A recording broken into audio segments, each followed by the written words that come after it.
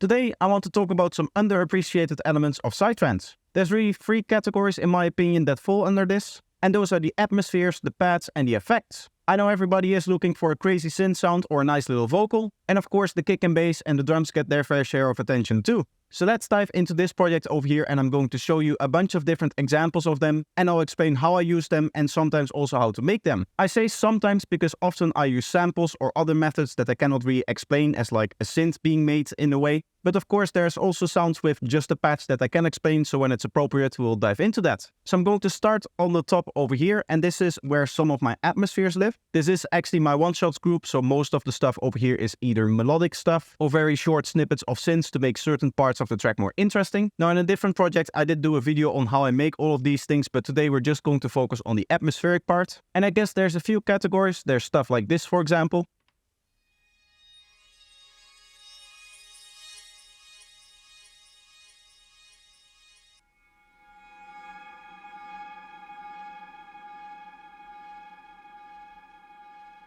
And this is mainly stuff that I tend to get out of Omnisphere. So these are different Omnisphere patches. And usually all that I have to do is increase the amount of ambience, so you'll see a lot of delays and reverbs over here. If I go between these type of sounds, as you can see there's also a little bit of EQing on this one. Here's another one of those sounds here. As you can see I didn't really have to do anything. This is just the Omnisphere patch as it came.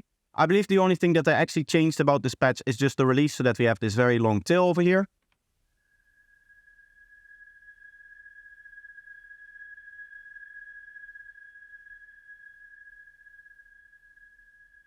And as you can see, when it comes to the MIDI, I just trigger them with one long note. There's nothing else that you have to do for this kind of stuff. And that's also true for the other two sounds that we saw. And then in the second category, there's stuff like this.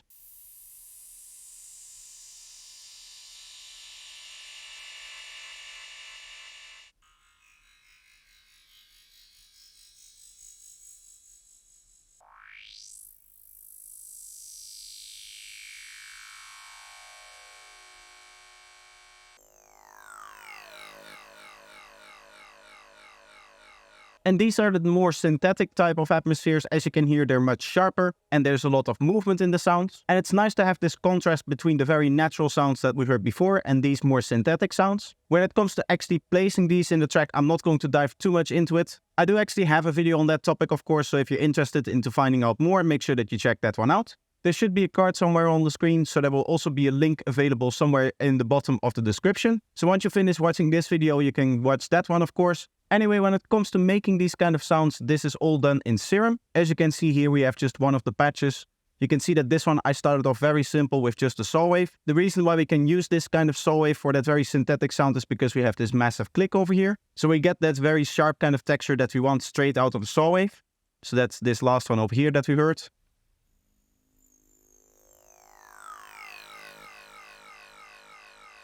And you hear that kind of sharp ringing that you get from having a saw wave or any waveform with this massive kind of click going through a resonant filter. There's more stuff happening in terms of the filtering. As you can see, there's also a phaser, which of course has massive influences on the spectrum, especially with the feedback this high up. And then we have this high pass filter over here. Well, it's not sharp, it does come in over time. So the sound kind of opens up in two different ways. We have the low pass going up over time, and then we have this high pass going down over time.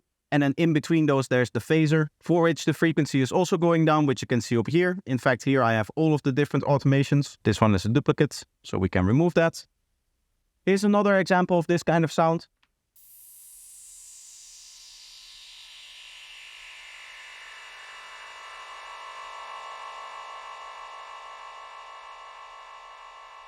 As you can see, this one starts off with the tones from the tone spec. This is a very gritty sound, of course, and as you can see, we're using two voices of unison and a lot of detune over here. So we almost get that atonal kind of vibe from this sound. And then again, we have that movement coming from filters. In this case, we have this bandpass 24 over here. And in terms of the effects, we have a hyper and dimension for some stereo wave. And finally, a little bit of saturation in the form of this tube distortion over here. As you can see from the shape over here, this is nowhere near distorting. And then in terms of the processing, again, we have some ambience, but this time we are controlling the dry wet, as you can see. This is just to make sure that it stops when the next section of the track starts. And because I'm using this all over the place, there's different parts where there's a little bit of a volume increase sometimes happening. So that's what this utility is for. Now, those are the short atmospheres, but I actually have a different group where I keep my longer atmospheres. So let's just go over there. Here you can see we have the pads atmospheres group. And this is where I keep my longer atmospheric stuff. So for example, this kind of stuff over here.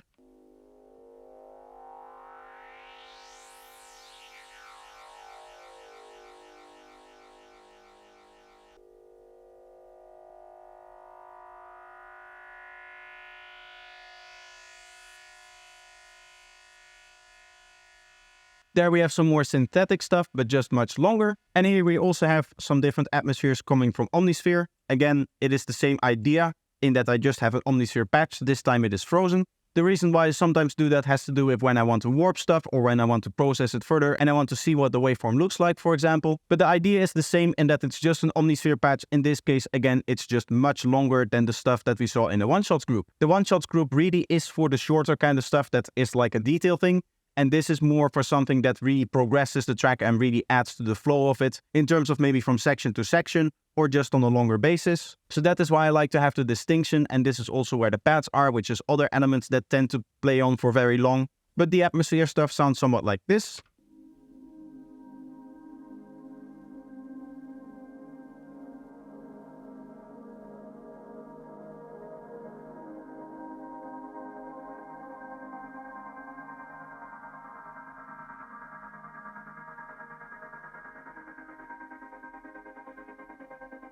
I also have some more psychedelic stuff over here.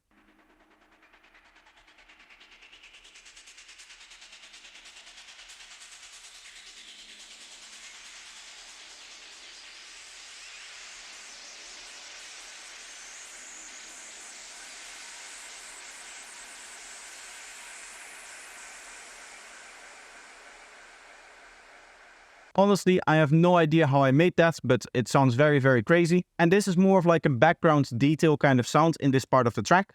I also play parts of the track so that you can hear a little bit of that as well.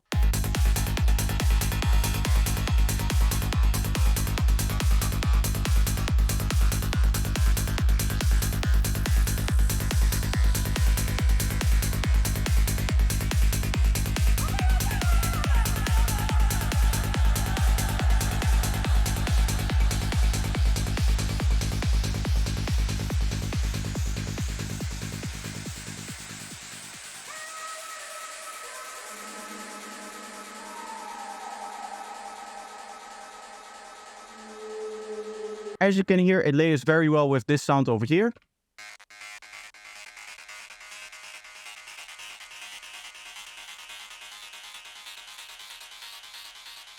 And it just adds a little bit of extra chaoticness to that part of the track. Now that brings me to the pads, which are mainly elements that add a little bit of extra stability to the track. I really have two forms of these kind of elements.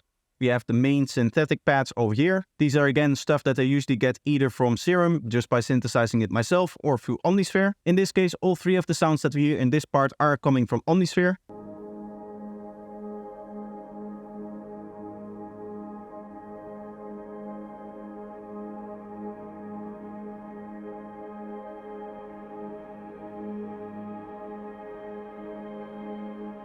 And as you can hear, they're mainly just very stable elements. I also tend to have them in terms of vocals. So here you can hear a bunch of different vocal paths. I also tend to have them in the form of vocals. Here in this particular part of the track, there is like a vocal that is kind of like that, but not exactly.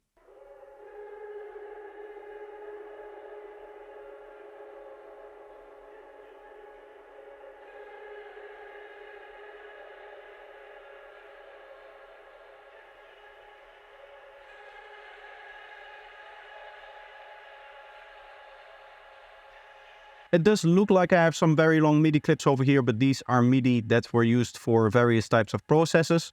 I used to have one for the harmonizer over here, and then for some reason I also have this MIDI track which doesn't seem to go anywhere. Maybe that's from when I rendered out this sound over here, which is more of like vocal plugs kind of thing.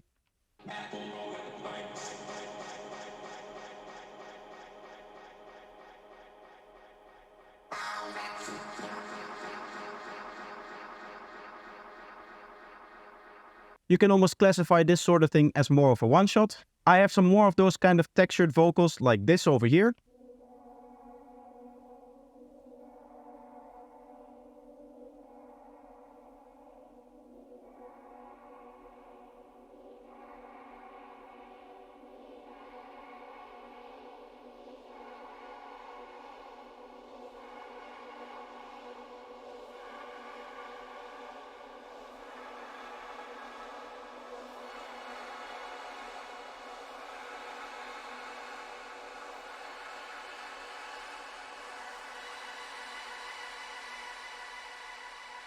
And again, this is an Omnisphere patch. I believe, again, I had to process this pretty heavily to get it to sound like this. That is quite often the case, even with Omnisphere patches. I like to really mess it up in a way. In this particular case, what I did is I laid out this patch, which just has this rising pitch kind of effect that you heard. But it started off louder and then slowly went down in volume. And I wanted it to go up so that it would work in this particular part of the break. Before I play you that part of the track, which I definitely want to do, I quickly want to talk about this thing. I'll play you the break later because that is a good example of the difference pads like this can make. But first, I want to show you this vocal pad over here.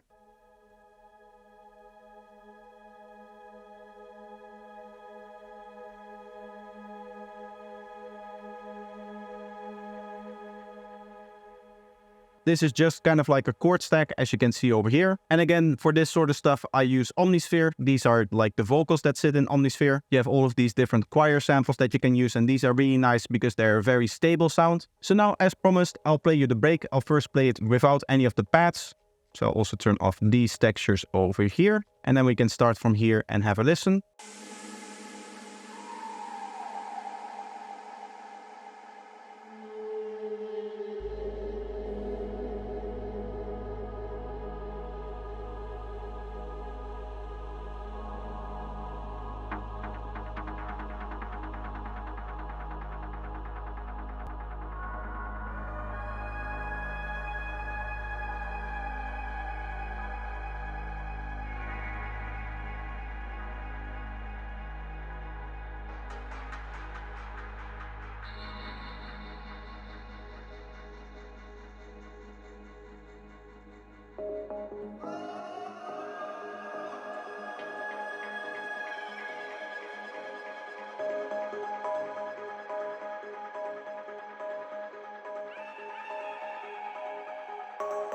And now with both the synthetic and the vocal pads, we get something like this.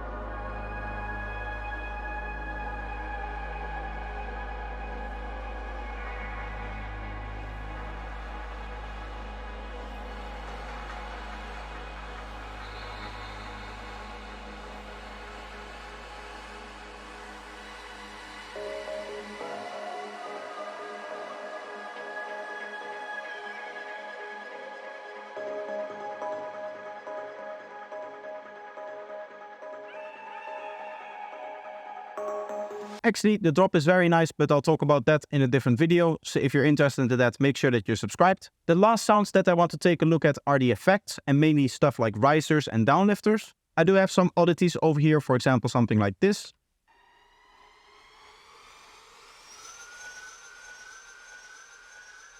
This is actually a sound that comes straight from a different track that I've made. As you can see, that was a Mind B collab. And sometimes I do this where I just reuse a sound like this because stuff like this is really hard to find if you have this kind of sound in mind and you already have a project that you have used it in. Because this is kind of like an effect. This is more of a background sound. This is more to indicate that there's a little bit of flow in the track as opposed to the main element that you listen to. You can use these kind of elements in multiple tracks and it doesn't necessarily immediately sound recycled. So that's a nice benefit, but there's also other risers and stuff that I like to use. And again, this is usually the same kind of stuff as I use in other tracks. So for example, this is one of the risers that I use in almost every project.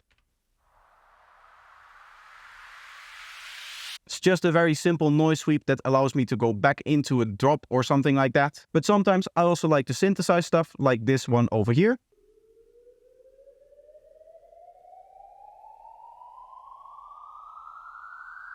As you can hear, we get this kind of ominous pitching up effect from some sine waves. And that is exactly what the patch is. As you can see, we just have a bunch of sine waves with a lot of detune. The detune amount actually rises up throughout this riser, as you can see, together with the pitch bend, which is set to 48 semitones. And then finally, I'm controlling the volume over here. And I also have a delay on it, which does add a little bit of extra texture to it, but gets cut off at the end of it, so that it doesn't bleed into the actual drop that starts over here. And in total, I like to layer all of my effects and all of my risers and that kind of stuff, so playing it all together, something like this, will sound very complex and textured and constantly changing.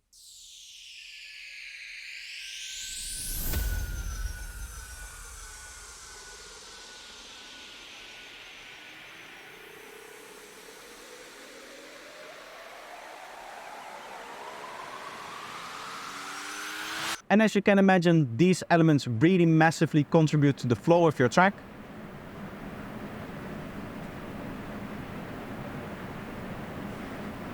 It started raining really hard. I don't know if the microphone picks it up. If it does, I'm sorry for that. I live on the top floor and there's nothing that I can do about that now. Anyway, you can see when it comes to my effects, I have a whole track full of them. You can see that I use a whole bunch of different ones, but they're mainly in the parts where the energy is high. As you can see, there's not a lot of risers in the intro and that kind of stuff. There is one impact sound over here, which is like a darker kind of sound. This is more of a bass heavy sound that gives the intro a little bit of extra oomph. As the name suggests, it gives the intro a bit of impact. But there are loads of different effects and I like to mix things up, either by layering different sounds or by synthesizing something like I did over here. But what you'll see is that there's never a similar combination in terms of all of the effects. So you can see we have risers over here, and yes, you can see that they're used multiple times. But here, for example, it is layered with this thing going up. There's this one over here that introduces a massive sweep into this part, but not in the other parts. Here there's another extra riser over here as well, so that layers up with this one. And then you can see another one of the risers that we talked about before. There's also a lot of downlifters in this part of the track. Sometimes I like to make my downlifters from uplifters and uplifters from downlifters by just reversing them. I don't think I have an example of that over here, but here's another like sweep kind of thing. So this is more of a downlifter.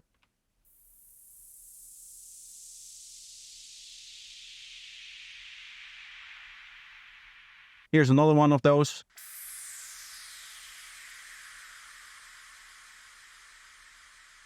As you can see, we have some effects. We have an auto filter over here. We have a delay that really nicely rings it out. And then we have a big reverb to really wash it out. Because originally this is just like a stab of noise. So the filter adds that movement. And then the delay and the reverb, as I said, make it wash out and just take a lot longer to actually decay.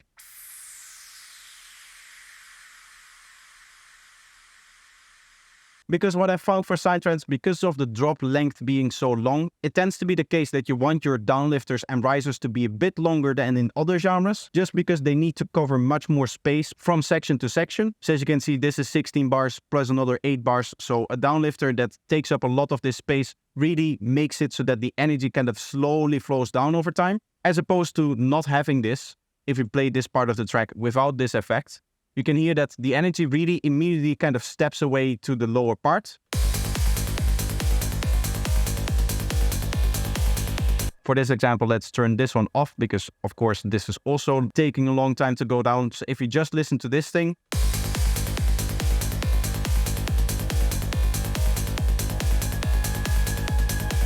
you can hear 2 bars and then its energy just completely stops playing. So it doesn't really sound like it's connected to the actual length of the track.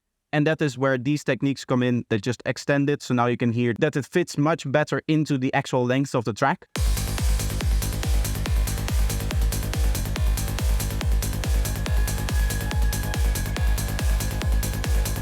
Of course, I'm not playing the whole track here, but you can make a judgment on how slow the progression is in this type of psytrance to hear that you really need this kind of effect sometimes to really connect it with the track. Other times I like to go with really short stuff. So for example, over here somewhere, we have a drop that has some really short risers like this kind of stuff.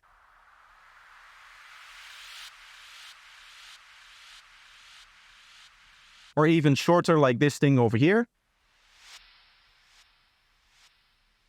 In this case, there is a delay on it, but it almost becomes like a rhythmical element, like a very slow kind of rhythm. Unfortunately, that sits in the part of the track that I didn't want to spoil earlier, so I cannot again let you hear what it sounds like in context. So those are some of the unappreciated elements in one of my productions. As I said before, it is not your flashy kind of main synth or your kick and bass tutorial, but these kind of elements are of course very, very important in your track as well. So that's going to be it for today. I hope that you enjoyed the video. Let me know if you did by leaving a like and making sure that you're subscribed while you're there.